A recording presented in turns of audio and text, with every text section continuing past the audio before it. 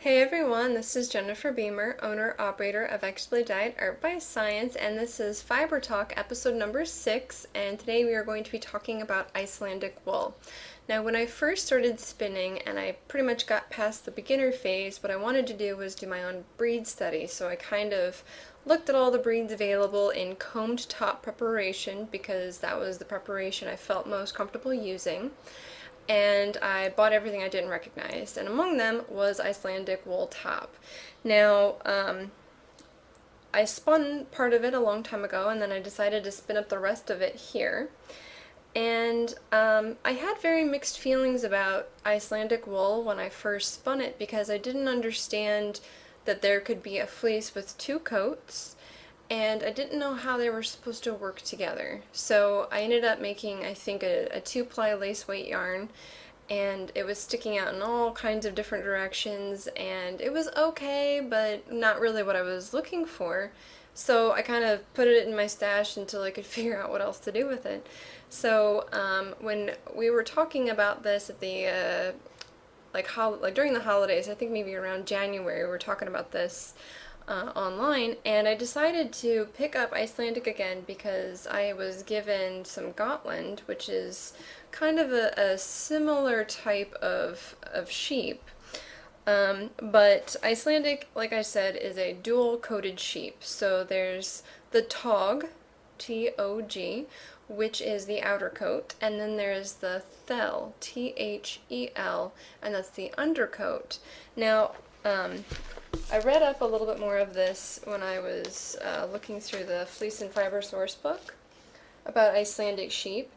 And actually, something that I found really interesting is that the undercoat and the outer coat are very similar, like more similar in their microns than I would have expected.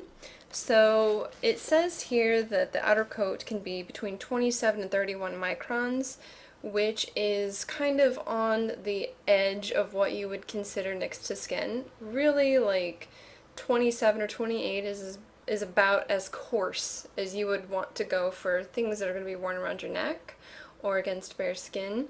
For people who are really sensitive to scratchy fibers, you probably don't want to even bother with the outer coat at all with someone like that. But their inner coat is really quite fine, and it ranges, it says, between 19 and 22 microns, which that is pretty firm within the merino range. So you get two really great uses from a single fleece. So if you separate them, you can use the finer stuff for next to skin garments, including those for people who have sensitive skin, and you can use the outer coat for slightly more durable things like outerwear, bags, heavy wearing socks, those sorts of things. Or you can combine them together, which is what I did with this particular sample that you can see here.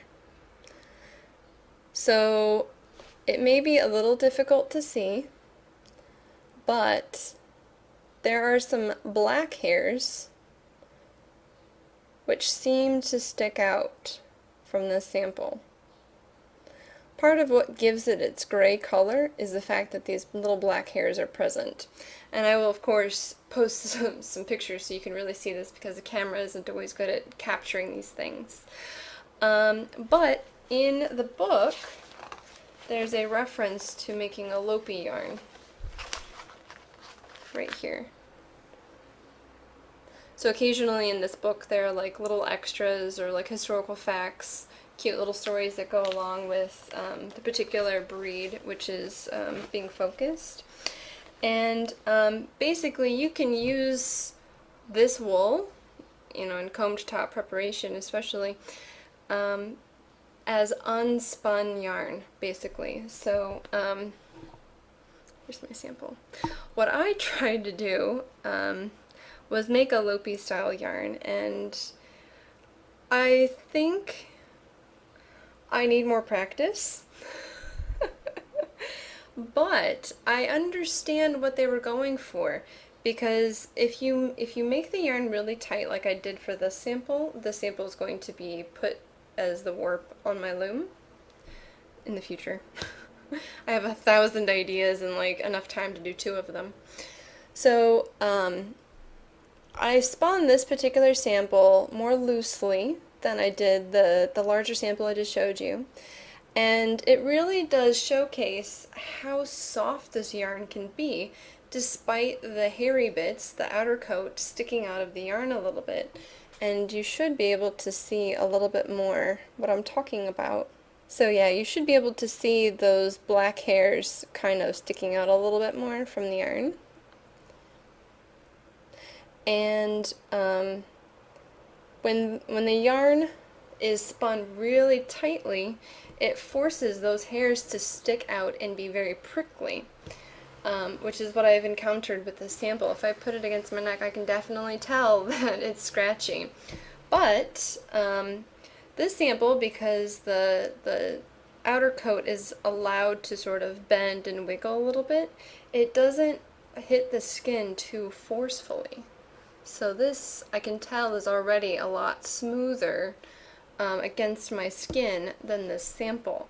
So if you're going to be spinning Icelandic and you're going to be combining the undercoat and the outer coat together, it really is going to be within your best interest to spin it more loosely like this if you want to wear something next to the skin. But, you can also use it more tightly spun for a warp yarn, or you can use it for anything that will need more durability. So, you can use that to your advantage.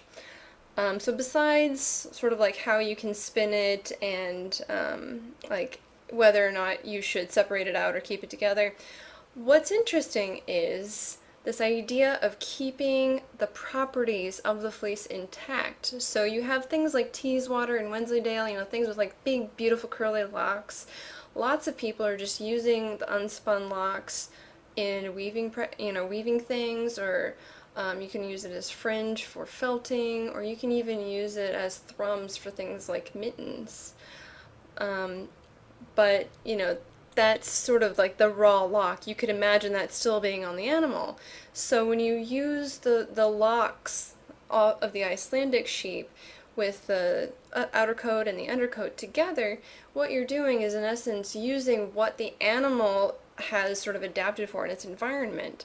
So you have sort of like the warm, soft undercoat mixing together with the outer coat, so you have this combination of warmth, and you have, water resistance or water repellent nature of the outer coat. By keeping the water off the inner coat, you can sort of use them together so that you're kind of like wearing a whole sheep, or you are a sheep maybe. Maybe it's cuter to think of yourself as a sheep than the other way I was going with that.